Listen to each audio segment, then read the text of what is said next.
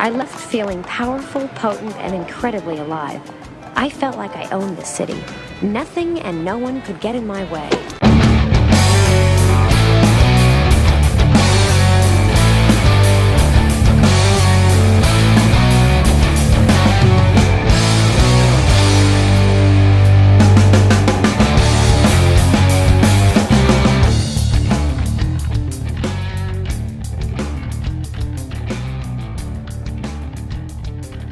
Suffering the man flu. I am suffering the man flu. I've come down with it today, unfortunately, but this afternoon, so I'm doped up on Lemsip for this. Okay, right, we'll go then. Hello everyone, welcome back to the Scottish Rugby Blog podcast. I am Cammy Black, and I'm joined this episode by John Anderson. Aye. And Brodie Smithers. Hello. If you're listening to this, you'll already know you can listen to us on Audio Boom, Acast, TuneIn, and we're now on Spotify, because I think that's where all the kids go to listen to these things these days. We're also on Apple Podcasts, and you can leave us a review there, just like JP07475553. And he said, "I've been listening since the start, and it has not improved at all. In fact, compared to the increasing number of other rugby podcasts, it just gets worse. The production value is terrible, and there's just zero sense of joy in listening to this. I'm convinced these guys are paid to damage Scottish rugby. It's like listening to a trio of miserable old gits in a rugby stand complaining about how awful everything is. Go and listen to the Thistle Rugby Pod for your Scottish rugby chat. They are more informed, more entertaining, and even their most negative seem to actually enjoy rugby." So if you're still listening after that, do get in touch. Leave us your comments, leave us your reviews. You can go to the blog, scottishrugbyblog.co.uk. Visit Facebook, facebook.com/ScottishRugbyBlog. I've now written that down so I don't have to remember it. And I'm on Twitter @ScottRugbyBlog, and I'm at Cammy Black. John and Brodie, are you wanting to divulge your social media names? If people want to bother you. I've gone a bit Amish on social media. I'm not doing it anymore. Okay, that's fine. John, you've got the Scottish Rugby Forum on Facebook, aren't you? You're semi in charge of that. Semi, yeah. I'm co-founder of that. So yeah, there's plenty of chat on there as well. So if you're not on there, come jump on. Very good. We've also got this newfangled thing. Have you heard about this, guys? This thing called email. Ooh, sounds complicated. I'm just a simple boy from the borders. Yeah, well, apparently it's what all the kids are doing. So we now have one. So if you want to get in touch with us, I guess privately, if you don't want anybody else to see things on Twitter or the like, you can email podcast@scottishrugbyblog.co.uk. It's carrier pigeons or something, I don't know. Don't know if it'll catch on, but there we go. We are going to get straight on now and do this. Well, we're low high and we're low close and dog it back on in speedos, but I just want to know, did you see the legend that's Dougie Donnelly? Yeah, we're starting this week with Where's Dougie Donnelly, our news and rumours section of the blog. Big news this week is that we're now on the mailing list for the Nigerian Rugby Union, so we'll do our best to keep up to date with the latest happenings in Nigerian rugby. Rory assures me it's not a scam from a Nigerian prince, but we'll see how that pans out. The next bit of news, Brodie and John, is the announcement this week that Scotland will play Wales in the autumn in the inaugural Doddy Weir Cup. The game's going to be played at the Principality Stadium on the 3rd of November before Scotland's other three games against Fiji, South Africa and Argentina. John, what are your thoughts on this? Good idea? Yeah, I like it. I like it actually, and I mean, obviously the charity aspect's very positive. However, I think there's a concern that we haven't, the details haven't been divulged fully in terms of the financial arrangements, and obviously this fourth test outside the window is Wales's go-to funding stream just now. So I don't know how it's going to pan out with that, and whether there's been a reciprocal measure put in place for maybe the following year. But I think all things considered, I think our boy Dodson's been fairly sensible with the finances, so I think we should be okay. And Brodie, I mean, are we likely to see? Is this going to be a meaningful fixture that people are going to want to watch? Because I mean, Gregor Townsend's already talking like it's going to be a development game. You're not going to have the guys from England and France turning up. It's going to be anyone from the Pro 14 that isn't injured. Any chance for fringe professional players to get a game is going to be welcome, but I just kind of question the like John, I question the finances of this. It's kind of, on one hand, it's for Doddy and it's, motor neuron disease, and that's great. On the other hand, you've got the Welsh Union saying, this is how we're going to fund our regional game. I mean, is it one game too many? Do we need a fourth test, Brodie, then? I'm not sure that we do, to be honest. I mean, look, rugby's great. We all love watching it and, indeed playing it. But it takes a toll on these guys. And I don't know, If I can see it as a development thing, then great. Yeah, I'd welcome that. But I kind of get the feeling it's going to be televised. It's going to be a full stadium. It's going to be a big deal. And, fans are going to expect top players on the pitch. John, do you think, is this going to be a meaningful fixture or is it one game too many in a crowded calendar? I think for sure it's one game too many, absolutely. To echo Brodie's point there, the pressures on the players now, you look at even the club game, every fixture now is becoming closer and closer to test intensity. And as such, these guys are playing a hell of a lot of rugby, even in Scotland when the boys are managed. Very well, in fact. The guys are playing more and more rugby. So, no, it is a game too far. As to whether it'll be a meaningful fixture, that remains to be seen. And I think Wales have got previous on putting out very decent sides for this extra test. And I think we will not have the negotiations in place in terms of contracts with those outsides of Scotland. So it will just be a case of the Glasgow and Edinburgh select. I mean, you wonder if something like a Doddy Weir Cup, whether it would have been better, Brodie, to have someone like the Barbarians come up and play at Murrayfield for that date. Absolutely, yeah. Or indeed at Melrose, or somewhere that felt a little bit closer to Doddy and where he is. I wonder if this will be a cap international. I wonder if they'll actually hand out caps for this. Have they said anything? I think it's going to be a cap international. It's outside the window. I don't think it has to be inside the window for it to be capped, but it is outside the international window. The Townsend quote in the press release pretty much says it's great to have another game to blood players before 2019 in the World Cup, because it's we're running out of time now in terms of games and before next autumn already. God, it seemed that long ago since the last one, but yeah, I it sounds like for the moment like it's going to be a cap international, but do these sorts of games devalue the international caps, do you think, John? No, I don't think so. I think there is room for all types of games. And if we say games like this devalue the international calendar, then it's not much of a stretch to go to a game against a Romania or a tier 2.5 nation as being a devaluation of the international calendar as well. I think it's two proud countries who put out players who they're going to want to win, and as you say, I think there'll be caps at stake. And also, we need, ranking points, even though it's not really an issue in terms of the World Cup seedings, it's always a consideration. So, I think it'll still be a full-blooded international. I don't actually think it counts for ranking points because it's outside the window. I think only games inside the international window count, don't they? Is that right? I think so, because I don't think... otherwise, I don't think that the last fourth Wales game counted. Does anybody know for sure? Am I making that up? I'm just going to Google it, to be honest.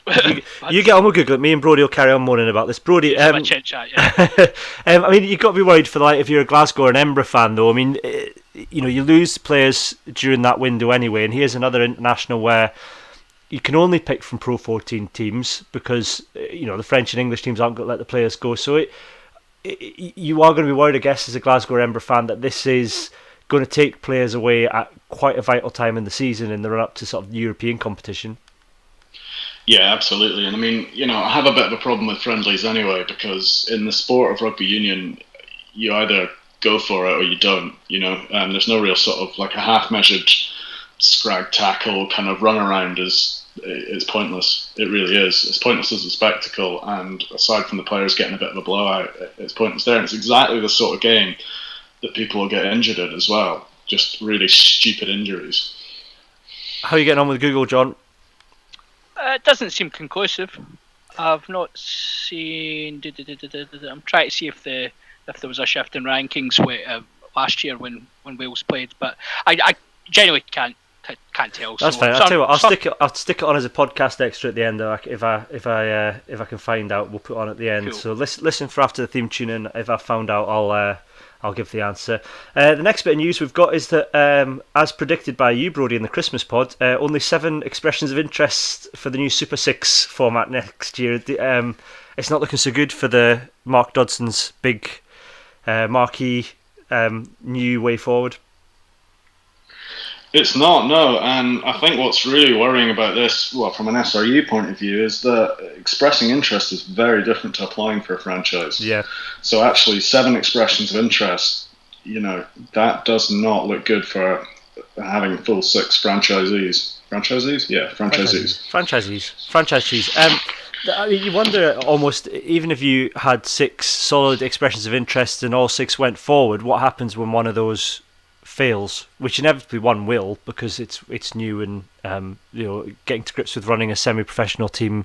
It's not like we've got anything comparable at the moment that you can just get guys in to run it. So you wonder, without having sufficient people knocking on the door just below, even if the competition gets up and running, it's unlikely to go for long, John. Or do you think this is early days and we're maybe being a bit too judgmental? Yeah, I think what was interesting for me is, as you guys say, it's interesting that there's 7 expression of interest. That's not great. And what was really telling for me was when this was first announced, the fans of the club scene and various people within the club game, there was a lot of chatter, and it was almost an expectation that there was going to be far too much interest, and it was going to come down to rivals are going to be picked, and it's going to be exclusions are going to be made, and that's not really came to pass. But I think we have to applaud that this is something different. We've never seen this in Scottish rugby, and it's something new and something different. And the actual investment that's been made in comparison to what has been spent elsewhere is fairly, I'm not going to say minimal, but it's not a large sum of money initially. So I think we just need to take our time and just see how it progresses. Is plan B then, Brodie, what you were suggesting before Christmas, that you just have, say, well, let's go semi-pro in the Prem, but get rid of relegation and promotion unless teams want to drop down? I don't know. I wouldn't profess to have all the answers, but I think something needs to be done. I agree with the SRU on that fact. As I said before Christmas, I don't think this is it. But what occurs to me is that, is this potentially a testing ground for a third pro team? You can put these franchises out, you can see the applications, and then let's say you've got 3 particularly strong ones that are geographically linked. Well, then, there's an option there for a third pro team. You would have thought the third pro team would be Aberdeen-based at this stage, given there's money there. And I think even Aberdeen Asset Management have come out in the past say they'd be willing to bankroll one to a certain extent. So you've got probably a more of a catchment, I guess, in terms of population up in Aberdeen compared to, say, somewhere like the Borders. It's a lot more sparsely populated. That you might and you just had Pittodrie redeveloped as well. So I wonder whether that's the next. Maybe you're right, but maybe that's the next stage that this leads to a third pro team. John, do you think that's likely? I think it's a reasonable assumption. I think ultimately we need more space for professional rugby players in Scotland. If this is one way to, as you say, test it out in a sensible and controlled manner, then yeah, I think that makes sense. I think part of the issue we have as well, obviously, as you say, Aberdeen Asset Management had talked about bankrolling or partially bankrolling a club. And that's gone very quiet since they passed that at the extraordinary general meeting. They passed the bill where they can actually get external funding. That's gone very quiet from there. So I do wonder if that interest has cooled slightly. I don't know to be honest. So just a thought. And it's all gone quiet in Worcester as well, Scotland's official third pro team.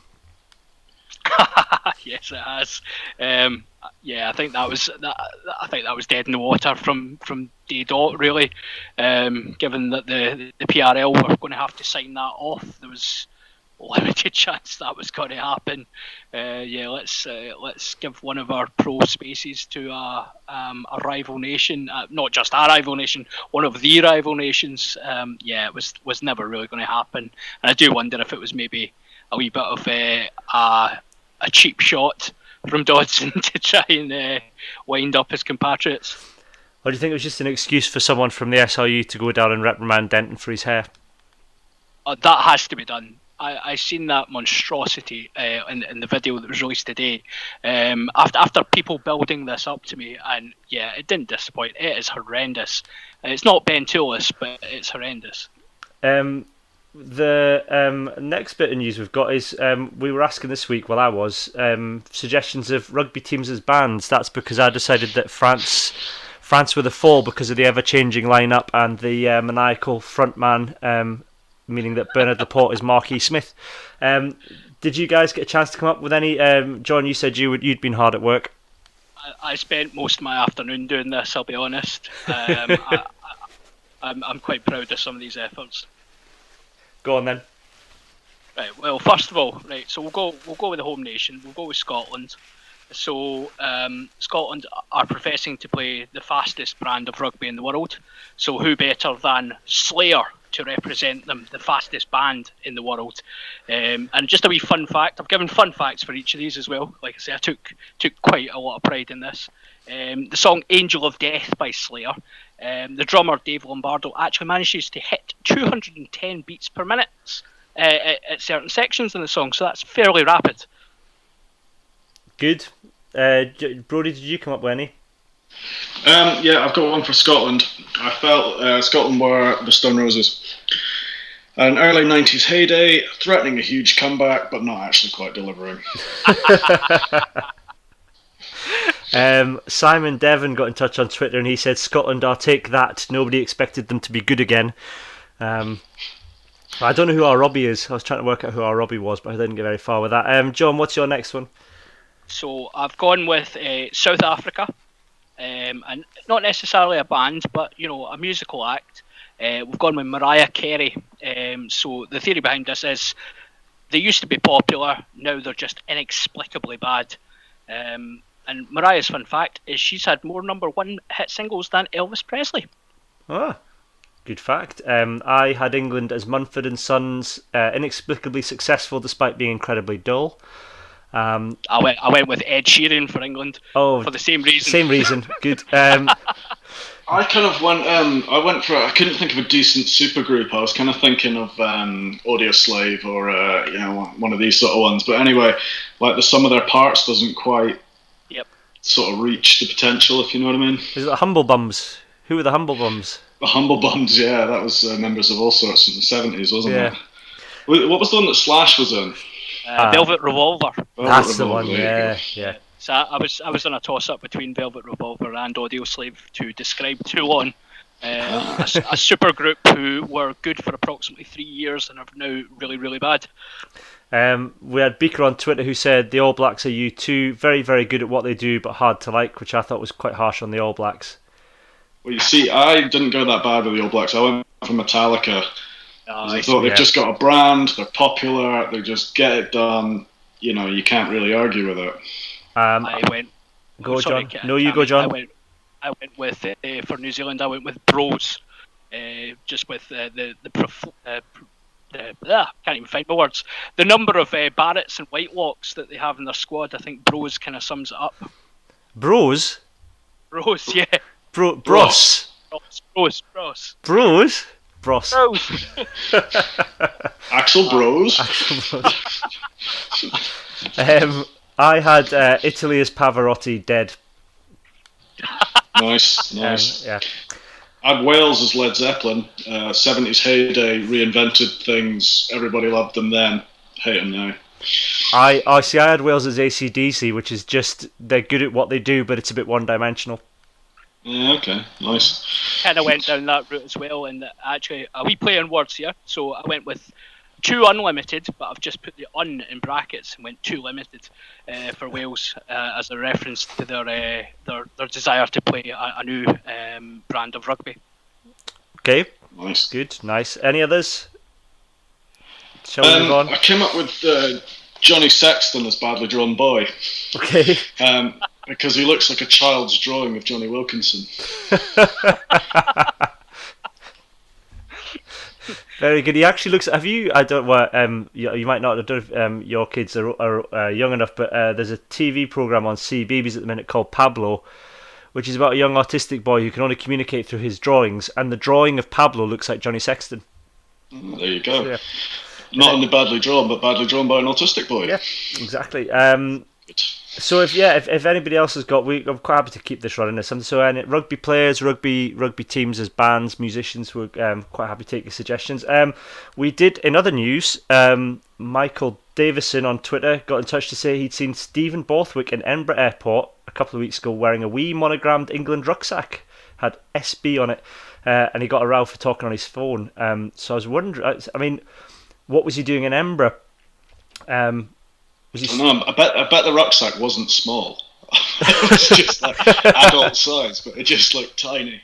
Well, I was trying to wonder if he was maybe like the world's smallest spy. Well, maybe the world's crappiest spy. Yeah, the world's worst spy is walking around with a monogrammed rucksack on his back, trying to figure out what's going on in Edinburgh. Don't know what he'd be spying on. What would he be spying on? Nothing to see. Yeah. Well, if anybody knows what Steve Borthwick was doing in Edinburgh, do get in touch and let us know. If anyone saw him with his monogram bag, let us know what he was doing in Edinburgh. Maybe try to work out who this Murray McCallum character is. Maybe. The other dubious news that made me a little bit sick in my mouth this week is the rumour, and this is a genuine rumour, that James Haskell is coming to Glasgow. John, you're our regular Glasgow correspondent. Can we have your thoughts on this? Yeah, so I seen this. I genuinely had to. I sense checked the rumour and stuff because I thought that is just absolute nonsense. Given he's also been linked with Bristol, who have been linked with every player on the planet, we'll take it with a pinch of salt. But I think it's a dreadful idea if James Haskell comes to Glasgow. Frankly, coming to the end of his international career, he's a limited if committed player.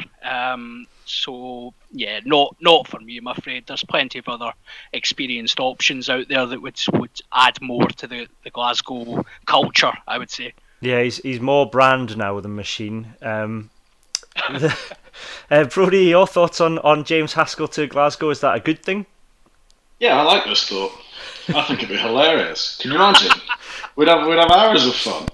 It'd be great. He'd be like coming on for 10 minutes and then coming off and standing at the edge of the pitch with products of like his aftershave and his fitness DVDs and his whatever. It'd be great. Honestly, it'd be hours of comedy gold. I'm quite up for it. Well, Rory was suggesting that we try and come up with a sitcom, a bit like I came up with the Warren Gatland sitcom During the Lions, and I was thinking, what about Hask in the City? Where got James Haskell's obviously Samantha, Ali Price as Carrie, Hugh Jones as Miranda. I think Ali Price could write a column. Not sure he could write. He can't write Alison, can he? Just I don't know. It's just some of his Instagram stories. He comes across as a bit of a Carrie. Hugh Jones is Miranda. Brian Allen Racy obviously Charlotte, and Finn is Big. Yeah. Well, someone's got to replace Finn as the clown, like Glasgow, essentially. Yeah. Neither of you will know this, but I was playing the Sex and the City theme underneath all that, so I also had to Google the names of the characters in Sex and the City. Sure, you did. Yeah. Any news from the two of you? Any rumours? that you've heard? I mean, Brodie read your great rumour that turned out to be true. I thought you were making that up, that Gary Armstrong was going to play for Stu Mel Thirds, but it's been all over the internet. Yeah, he was there. I think he's playing again this weekend. We've got Edinburgh Northern Seconds in Inverleith Park, and I believe Gary's going to play in that as well. But we'll see. Great though. I think it's hilarious. It's brilliant. Has any rumours from you, John? No, it was just the interesting sort of graphical slip on the Scotland squad announcement with young Mr.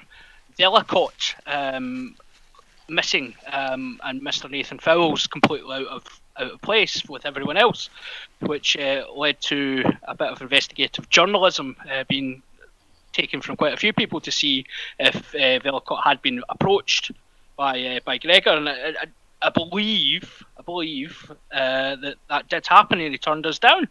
Yep, Jamie Lyle, formerly of the blog, confirmed that. I think he asked the direct question, and he's decided to pursue England honours.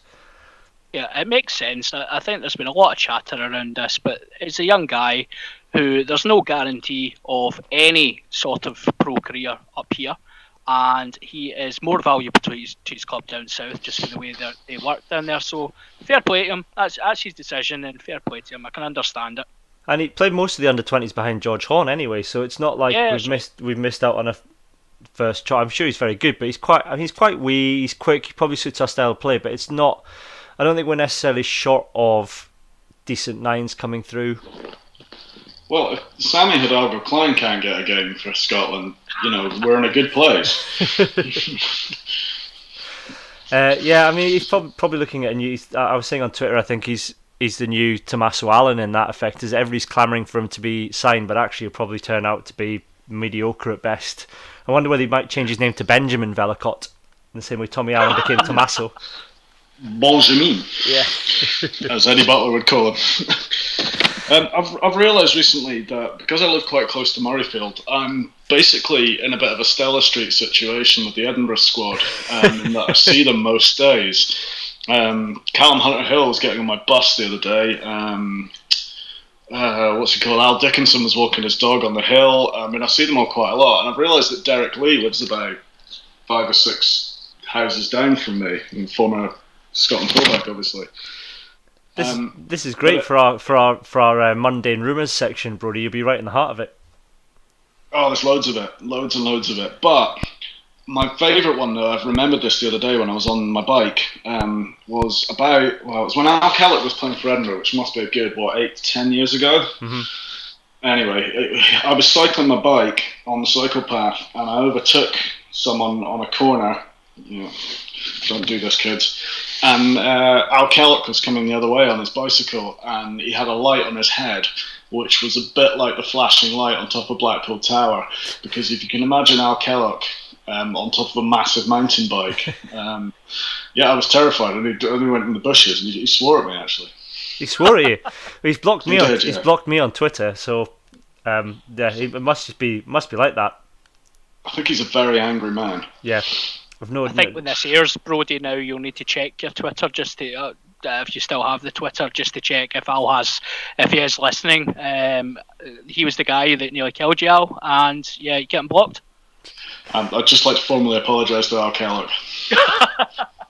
I'd like to apologise too. I don't know what I did, but I'd like to apologise. When you saw Al Dickinson walking his dog, how did he look? Was he in pain at all? Did he look like he was? No, he seemed fine. He was with his missus, I assume, and they were just kind of like pottering about on the hill. It was a nice day. My dog and his dog kind of did that sniffy arse thing that dogs do, and then I didn't. It was really, really mundane. Perfect. Well, I saw. I had a chat with Steve Laurie in the Nike store where we were both looking at oversized, inexpensive trainers as well. Nice. Good. Well, this is all the sort of stuff we want to hear. So if you've got any, have you seen anybody out and about or rumours? Steve Laurie obviously investing in a pair of trainers there. Anything at all? Dougie Donnelly, I can exclusively reveal, is currently in the far Middle East covering golf tournaments at the minute. That's exclusive news there. We'll move on now, and it's now time for this. Where's it gone? Here it is. This. Head, heart, and arse. Yeah, it's time for our new section, Head, Heart and Arse. This comes off Alka, who came up with this in the early days of the blog for predictions and just general reviewing of how things went on. So Head is the sensible prediction, Heart is the emotional one, and Arse is the worst case scenario. We're going to look ahead now at the Six Nations. So, Brodie, your Head, Heart and Arse for the Six Nations. Head is England. My heart is Scotland. Well, do you want me to explain, or just say which ones? No, you can explain. Expand on it. Well, I don't like this new section. I don't like change. I'm a bit scared. I was trying to think of a way of doing things we learned without calling it things we learned. All right, okay. So I think England will win it. My head prediction, because their squad depth and they're just annoying. They haven't got it. Well, according to Eddie Jones, they've got no squad depth. They're struggling for players. England at the minute. Such a It's Hey, they're on the verge. They're on the verge of calling up somebody that couldn't get a game for Scotland under 20s. Yeah, that's true. But then watch, it'll turn out to be absolutely amazing. I just think they're going to do it this year. I don't know why. I just got a feeling that they've got it. I'm actually watching them. I watched the Argentina games in the summer when they were on tour, and it was basically their B team, and they had some really, really good players coming through. And I just thought, you know what, they've got the depth now. There's no reason why they shouldn't win it. Put it that way. Yep. And then your heart, you went Scotland. I did, yeah.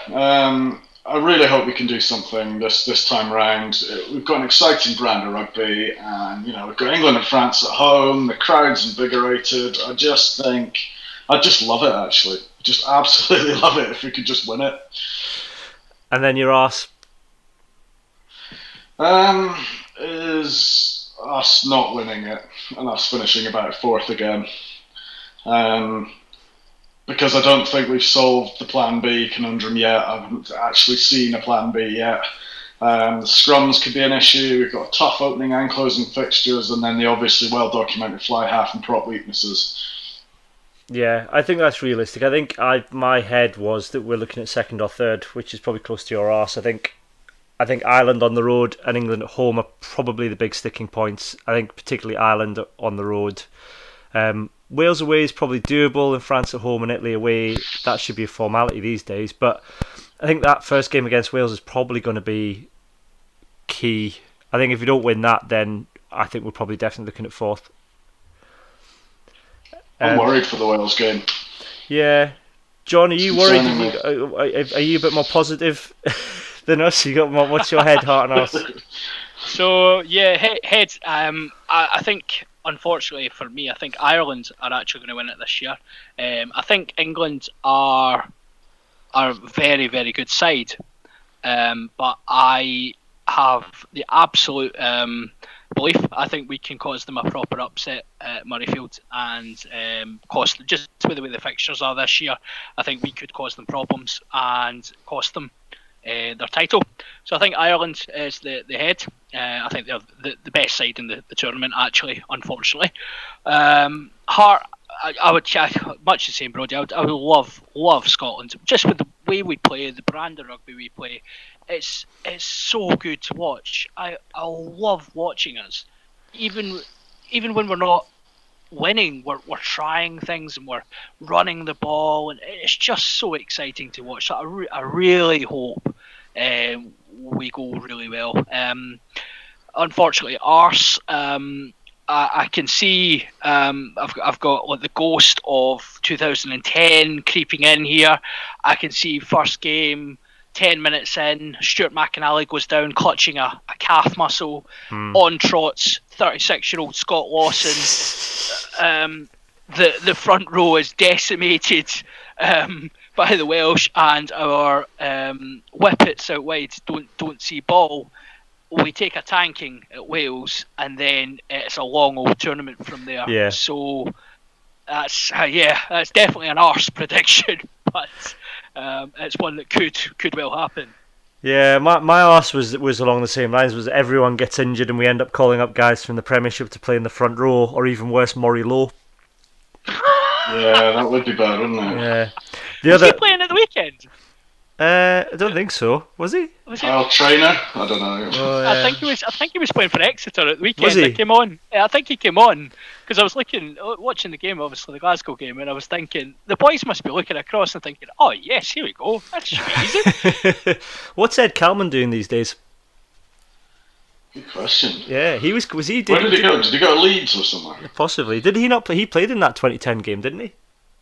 Was that? Oh no, it was the one with Hoggy, and I think it was one Hoggy started in where that was another one where we really short props that year. Is that not when Jeff Cross knocked himself out and dislocated both his knees? Possibly. Let's get Garth back. He's sorted. He's retired. Doctor. He's a doctor now, yeah. Temporary. Yeah. Call him back for one last hurrah. I've seen plenty of movies about it. It'll be fine. I think Chunk's probably still a good. Someone was calling for Chunk, I think, on Twitter earlier this week. There was, Chunk's a plumber. I know. Well, I'm sure he could probably still do a shift for a couple 20 minutes or so. Yeah, it'd be fine. I said to my wife about it was one of the Twitter post about Chunk, and I was saying how we'd had such a problem with props. And my wife actually remembered for the first game we ever attended, within 33 seconds of kickoff, Chunk was punching someone. And she was like, "Oh, you should have just said the guy that was punching people." My other arse was that we win every game, on for a Grand Slam, and somehow capitulate to Italy in that last game. Well, it's possible. I know. Although I do fear for Italy. I think this is going to be a bad tournament for them. Well, the two pro teams are doing well, but yeah, you just... how did they do in the autumn? Because I never really pay attention to Italy outside of the Six Nations. It's probably a terrible thing to say, but they lost all the games in the autumn, did they? Well, I'm going to Google it to make you sound more knowledgeable. Carry on. I think they did. I saw a couple of them. Yeah. Let's have a look at that. I'll tell you what, though. Have you seen this full band, Jordan Lamore boy? Looks a prospect, doesn't he? My goodness. Oh, Jesus. He's right out of the Hoggy mould, like, he's good. Yeah, he looks good. Might be a bit of a tournament too early, but he is dynamite. Yeah, I think seen him in Europe 2 weeks ago. He's a phenomenal runner with the ball, unreal. His handling, everything, his anticipation, he's real, yeah. Well, Rob Howley's now claiming, I think he's responsible for Scarlets playing an offloading game, because in 2016 apparently they came back from that New Zealand tour and got all the regional coaches and said, we want your front five forwards to start offloading and passing more. So if that's true, I mean, we've not seen any sign of that from Wales so far, but if true, then yeah, we could see it could be quite a high scoring, entertaining tournament. If everything, but that sounds quite an outlandish claim. It's like the Hibs fan the other day was telling me that Hibs. What was he saying? Hibs taught the Brazil team of the 70s how to play football. Apparently there was a Hibs tour in 1950 odd where they took a boat to Brazil. Right. And they taught all the locals how to play football. And then, obviously they then became Pele and Jorginho and whatever. So, yeah, that was quite an outlandish claim. So what you're saying, Brodie, is that it's as believable that Hibs taught Brazil how to play football as Rob Howley teaching backs how to actually play. Yeah. Yeah. There was front five how to play. Front five. There was there was another great quote in the Rob Howley bit where he said, "I know Gregor Townsend very well. Him and his wife came to my wedding," and it was one of those things that sounded like a schoolyard boast, like it never actually happened. Like, Rob Howley said, "Yeah, I know Gregor Townsend. He came to my wedding." It's like, did he, Rob? Did he really? Are you married? Did your wedding actually happen? That reminds me of Alan Partridge and Bill Oddie. Or who was the other one who was always claiming to be Roger Moore, wasn't it? Yeah. I just imagine Rob Howley stood in the Murrayfield car park seeing Gregor Townsend going, Gregor! He's not seen me. Before standing on a Gregor! Yeah. I think we should put a shout out to Rob Howley just saying pics or it didn't happen, mate. Yeah, that's it, yeah. So that's what we want. Rob, if you're listening, or Gregor even, if you've got photos of Gregor Townsend at your wedding, please send us to them, otherwise that definitely didn't happen. On the Italy front, Italy beat Fiji 1910, and then they lost to Argentina 31-15, and they lost to South Africa 35-6. So that's embarrassing. Yeah, especially given South Africa's tour. So yeah, you're probably right, Brodie. Probably not looking. I mean, the two pro teams are going okay, but yeah, it is worrying for them. because they've been quite consistently bad the last few tournaments. They're somewhere ridiculously way down. They're below Georgia, I think, in the world rankings now. Imagine what happens when Parisa retires. Oh God, it's not worth thinking. Well, it is worth thinking about. He was. I saw he wasn't that great the other night at Stad for Stad. I didn't think against Edinburgh. He sort of came on and did his normal effort. I'll do it myself. Sort of throwing himself into every tackle, but he wasn't particularly. I don't think he's particularly brilliant. He's sort of off his best. Sorry, the lad to the Treviso, I think it's Treviso anyway, the big number 8, they've got just now, definitely looks like the heir apparent to Parisi. He's a big ball of wrecking. He looked really good against Glasgow last time he played. Oh well, one to watch there. Do you know his name, John, so we can all pick him in our fantasy league? Absolutely not. No, because I've got him in mind. Okay, well on that note, we are now going to do this. Fantasy League, Fantasy League. We're going to have a chat about a Fantasy League, Fantasy League, Fantasy League. It's time to have a chat about a Fantasy League. Yeah, it's time to talk about our fantasy league again. So no apologies for that jingle coming back and getting all into your heads again. We're going to be doing the usual Super Brew Fantasy League during the Six Nations. There'll be information up on the blog shortly about how to join, and we'll cover it on the podcast, especially how bad we're all doing, because we're all terrible. Brodie and John, you signing up? John, you've got the big Italian that you're not going to tell us about in your squad? Oh yeah, I've been doing. I've got 15 spreadsheets on the go just now, just churning the possibilities. I mean, I'm taking this seriously, guys. Okay, Brodie, you taking it serious this year? You actually got to remember to do your transfers? Well, I'm going to try and remember to do my transfers, but most importantly, what I'm going to do is really concentrate very hard, pick the best possible team, I think, as I do every year, and then I'm going to look at it and pick the opposite. Okay. Because I'm utter cack at this. Yeah, I normally end up mid-table. I've no idea how the guys higher up do it. I probably because I spend more time trying to think of a good name for the team than anything else. That's the other thing. The Super Brew does pick random names for you, which are semi sort of humorous. But we do like you to pick your own team names, and we'll read out a selection of the best every week. I've gone with Dougie Donnelly's Disco, I think. Yeah, I think I went with that. John, have you named your team yet? I have not named my crack side yet. That will come. Brodie, have you come up with anything?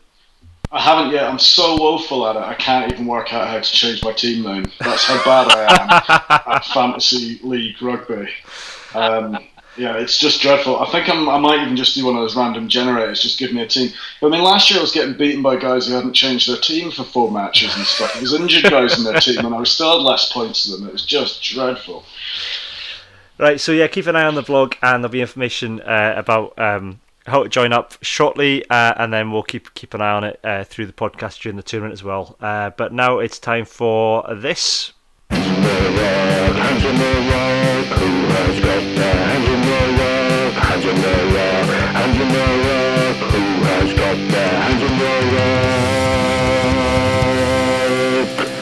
Yeah, it's time for Hands in the Ruck or any other business section of the podcast. Brodie, do you want to go first? What's had its hands in your ruck since the last podcast?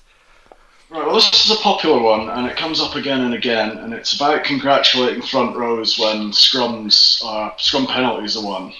Right. And what was I watching the other day? It was Leinster-Ulster, and there was a scrum, and there was a blatant slip, and the ref gave a penalty, and there was all these, sort of the scrum half and the winger and stuff are running in and slapping like the guys on the back and saying well done and stuff, and you're thinking that's a complete lottery. That is a complete and utter lottery in there. Yes, he stayed on his feet. The guys opposite numbers have obviously stayed on their feet. The other guy slipped or whatever. But it's almost like you go into the front row, you bind down, and anything can happen, really. The golden rule is you go and you try something once. If it works, you don't try it twice. If it doesn't work, you try something else. It's constantly changing. There's different personnel coming in, and you never really get this sort of sense that you could win the scrum penalty just for being a better prop than the other prop. Did anybody slap anybody on the arse? There was a lot of that. There was a lot of ruffling of hair. There was sort of, I don't know. It was just a bit kind of, like really overexcited centre who's run like 25 metres or whatever, and come running in and just on this kind of high five that's missed and ended up slapping the hooker on the back of the head or whatever. And you just go, just get back in position and stop pretending you know what's going on.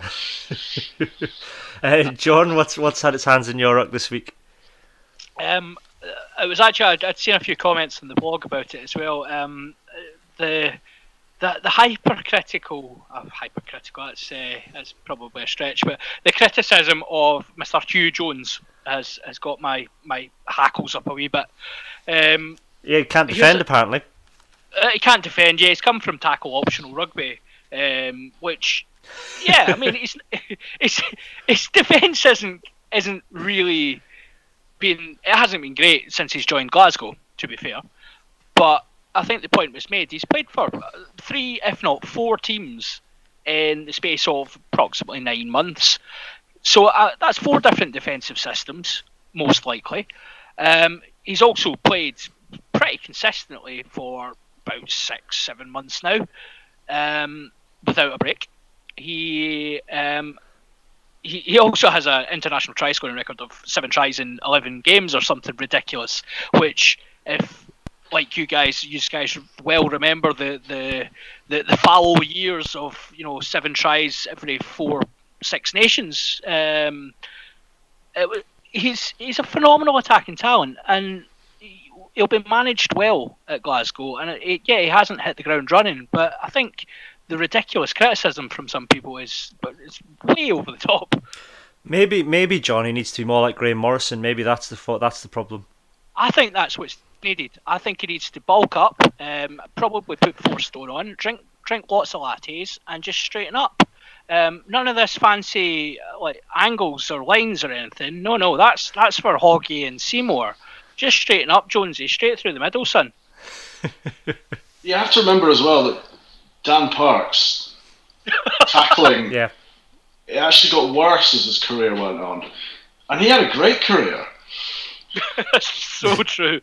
He was drunk and he couldn't tackle, and he still had a great career. I mean, Hugh Jones, how old is he? Was he 23, 24 or something? 23, yeah. Oh, he'll be fine. Yeah. And if not, you can always get Bernard Stortoni to come in and do his tackling for him. That's it. I mean, I think it was interesting watching Hogg at the weekend there, who this accusation's been levelled at hundreds of times. Oh, he can't tackle, he can't take the ball in the air, blah, blah, blah. And he had 4 one-up tackles, last-man tackles at the weekend. And he made them all, stuck them all, and he looked very comfortable doing it. It's an area of his game he's clearly worked on. And Hoggy can tackle, he just can't stop the impulse to punch the player on the deck after he's done it. That's the main problem with him. It's just complete impulse control. He's been in Glasgow for a wee while, mate. That's kind of just standard behaviour, really. Yeah, fair enough. Yeah, we've mentioned Jonesy over there, isn't it? We've mentioned Hogg about 5 times now, so that means he's going to pop up on our Twitters now and start atting us. That's right. Yeah. That's if John Barclay doesn't scare him to death before. Yeah. That. Yeah. Or he doesn't get trolled again by the entire town of North Berwick.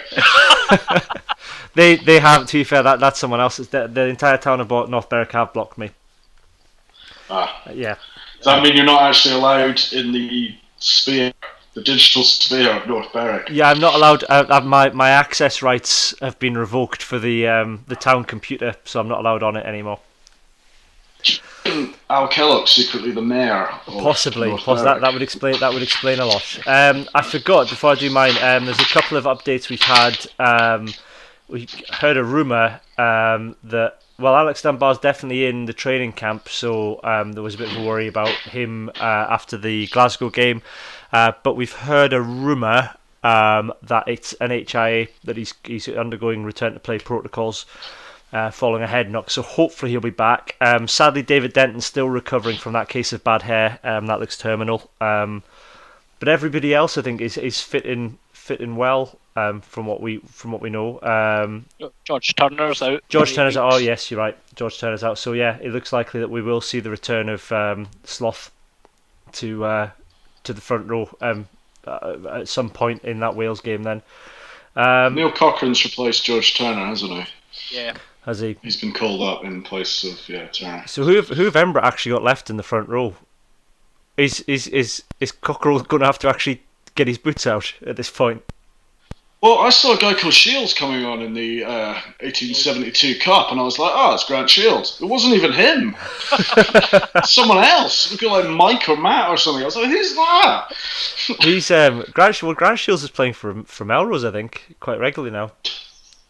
I thought he was at London Scottish. I lose track. No, he's back. He's back. Well, I thought he was at London Scottish too. He scored a cracking try last season. Does he know who he scored for or what end? Or I don't know. He's playing for Melrose now, so you can't think he's that far away from a call up for Edinburgh given the state of their front row at the minute. Well, that's good. I mean, if he stays with Melrose, he'll be playing in a professional team within 3 years through the Super Six back door. That was his plan all along. Yeah, well, that's what we need. We need what we should have prop star. That's what we need. Some sort of judging panel. Actually, instead of the Super Six, we'll have prop star, where guys just have to turn up and hit a scrummaging machine consistently, and then they get a pro contract. Well, speaking of props, okay, so you've got Xander Fagerson, you've got his younger brothers at Matt. Yep. Yeah. And there's another Fagerson brother. There is, yes. Who's equally the large, biggest apparently. Of all of them. Is he? But turned down the chance to go pro, this is a rumour, to go to London to be a professional oboe player. This is not a smarty joke, I swear down. That's... He has gone to some university in London to be a classically trained musician.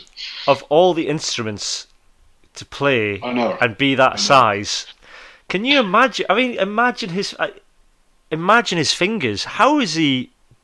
It's a prop. They must be like Richmond sausages. He's going to be able to do is play chords on that oboe. I don't know. You'll have to just slap it or something. I'm not really up on the slap oboe. The slap oboe, yeah. Yeah, it's a new style. Hang on. I think all the kids have a. Yeah, I don't think I have. I was going to see if I had the slap oboe anywhere on my my box of music tricks, but I don't. At least play the tuba, man, for God's sake. Joe. It must look like a ukulele. You know what I mean? It's tiny. Yeah. Can you imagine the food bill in that family? Oh, just imagine. Well, that's why they've had to send him off to work. To I don't know. Maybe you earn more money as a professional oboist. Maybe he will. Hang on, I haven't got Get more caps for Scotland. Who knows? There's a little bit of slap bass there in the background from the Seinfeld theme tune. That's the best I can do for slap oboe. Nice. Is that? Okay, well, level 42 on. Well, we wish the Junior Ferguson all the best with his oboeing. If he's interested and wants to come on the pod to talk about that, we're more than happy to do that. Equally, if he's interested and wants to play rugby again, Edinburgh have got a vacancy in the front row, even for an oboist. I'm sure they would. I'm sure they would allow him to continue at part time at least. Absolutely. Is oboist the word? I think so. I play in a wind band. I should know. I don't really pay attention to I play tuba. I don't pay attention to the woodwinds. They're not real instruments. Right. You tell that to Giant Ferguson. I will do. It's a ridiculous instrument to choose. Why are there not orchestras in Glasgow and Edinburgh? Can we not? Is this the Tory arts cuts or something that means he has to move to London? It's the only orchestra now. Maybe he uses the oboe as a spoon. I don't know. Yeah. Okay. Well, we'll move on then. My hands in the ruck was going to be a way of pushing my article on behaviour in rugby, where our survey came back and just said that basically it's not looking good. A large portion, a minority of people who came and said 67%, I think, of people who said they'd experienced negative behaviour in rugby said they weren't prepared to speak out, and about 55% of people that responded to the survey said they had been exposed to negative and unacceptable behaviour in rugby. And then there was the Bastareaud incident, where he sort of used homophobic language at an opponent. And that was going to be my hands in the ruck until Stuart Barnes decided to write in his column in the Times this weekend. And I'll stress I didn't buy it. I snuck into Morrison's and took a photo of it on my phone. just so I could read what he'd said. You're so Barrack. Classic. I think I was coming back home on the train, and I went to the Smiths in Leeds station, and the Times in there was covered in plastic, so I didn't open it in case they charged me for it. So then when I got home, I went to the local Morrison's to get some petrol. I thought I'll nip in here, see if the Times are wrapped up here, and they weren't. So I found the article and took a photo of it. That Stuart Barnes article is it's as partridge as you get. Basically arguing that what Bastro said wasn't bad. We should all take a minute to think and ponder. Ponder the complexities of life. We don't know, for example, postured Stuart Barnes, whether or not Bastro himself might be gay, in which case that language is apparently fine. And we've no idea whether the guy who he was aiming at, which is it that Irish guy that plays in Italy with the glasses? I can't remember who it was. Ian Kinley. Ian McKinley. Apparently, we don't know whether he might be. I think in the words Stuart Barnes was gay, straight, or otherwise, as he put it. So, yep. Stuart Barnes also confessed that he was once accidentally racist, and therefore that was probably what Bastero was being as well. Oh, what a car crash! I know. The sub-editors must just be like, "Oh my god!" Just I don't. Call the liars. But the thing is, there are no such things as sub-editors anymore, which is probably why it got through. True. Yeah. The other thing that I found out as well this week, apparently, is that Bastero's defence in all of this is, I heard my English teammates using the phrase, and is it the EPCR or the EP, the European Rugby anyway, their response to that was, rather than going, oh my god, that's horrendous that everybody at Toulon is using homophobic language, was to say, okay, then you can have 3 weeks off your tariff. Jesus. So that got me thinking about a new section called Thought for the Day with Stuart Barnes. So this is Thought for the Day with Stuart Barnes. Live and let live, that's what I say. We had one down the golf club called John, but he didn't rub it in your face, not like the ones on TV like that Alan Carr. And another thing, what happened to gollywogs? My aunt used to have a lovely collection of the little fellows, but they're not PC now either. It's health and safety gone mad. That was Thought for the Day there with Stuart Barnes. Next week, black women can't drive. To be fair, I watched Stuart Barnes in the press room in Murrayfield to try to turn a television on. So it was a spectacular example of a man who clearly is an idiot. So, I think this is all supporting evidence. That's probably it for us this week. John and Brodie, anything to add? I just wanted to throw a comment of the week in quickly. Yep. It's from our good friend FF, who's a contributor, a very valuable one, and it's on Scrummo's piece on the Scotland squad. So he's written, Wales are formidable in Cardiff, and beating them would be a huge achievement. Their worries are almost a photo negative of ours. They are most concerned with locks, centres and back three due to injuries. We're most worried about the front row and backup halfbacks. It will be a fascinating game. Looks like North may be straight in from injury to centre. That's a huge chink in their defence. Also murmurings that Steph Evans is not ready for test level and makes a lot of mistakes. So opportunities will be there. Will Wales play the Scarlet template or try to exploit our set-piece weaknesses? I just thought that was a really good bit of analysis. Yeah, that's spot on that. If you are interested in writing longer comments, because we've now got a limit on the length of comments you can leave, you can get in touch with Rory, who is always looking for articles, and you can email rory@scottishrugbyblog.co.uk, which is how we picked up Scrummo's article. So if you want to contribute to the blog, do get in touch. John, do you pick up anything on the blog? There was a couple of comments around the Hugh Jones stuff again that sort of triggered me. That's triggered you. Do we need to put warnings on the site now? It's a bit Bruce Banner of me, really. Can we just put a public service announcement? If you are going to make negative comments about Hugh Jones, please can you put a trigger warning for John at the top of them? But the thought I wanted to leave us on, guys, and this might actually give you a nice outro here, Cammy, for your music. Good. Was one last band. I want to give one last band. And with the news today that Steve Tandy has been fired by the Ospreys, I think they are a worthy choice. So we'll give the Ospreys. They are actually D-Ream with the theme tune "Things Can Only Get Better." Lovely, that's fine. I've just put the theme from your song underneath that, just because I thought it sounded sadder. the state of the Ospreys. Anyway, I'll leave that running as we go. It's been a great episode. We'll be back next week to preview the Wales match. I don't know who's going to be joining me. We'll work that out in the week at some point. But for now, it's goodbye from me and goodbye from John and Brodie. Goodbye. Bye-bye.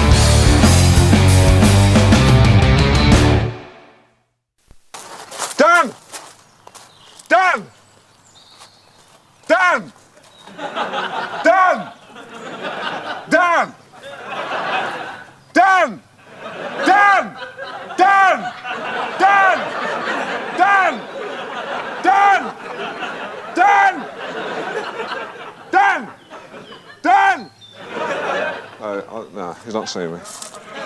I'll get him later. Dan! Fine.